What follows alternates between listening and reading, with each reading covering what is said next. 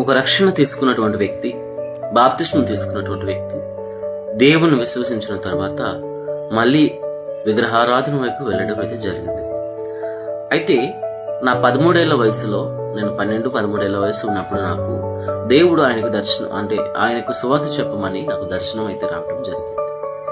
అయితే నేను సువార్త చెప్పడానికి చాలా ఆలోచించాను, మొత్తానికి చెప్పలేదు. ఎందుకంటే కొంచెం వేరే మైండ్, ఆయనతో మాట్లాడడం నాకు అప్పుడు భయం వేసి మాట్లాడలేదు. అయితే మాట్లాడకపోయేసరికి 3 రోజులు 4 రోజుల తర్వాత ఆయన ఒక యాక్సిడెంట్ లో చనిపోవడం అయితే జరిగింది. గమనించండి, విశ్వాస సంబంధమైన జీవితంలో దేవునికి ఒక మాట ఇచ్చిన తర్వాత మాట తప్పి బ్రతికితే మరి మన పరిస్థితి అధోగతి పాలవుతుంది. ఎందుకంటే దేవుడు కృప చూపిస్తున్నంత కాలం దేవుడిని అంత చులకనగా చూడకండి.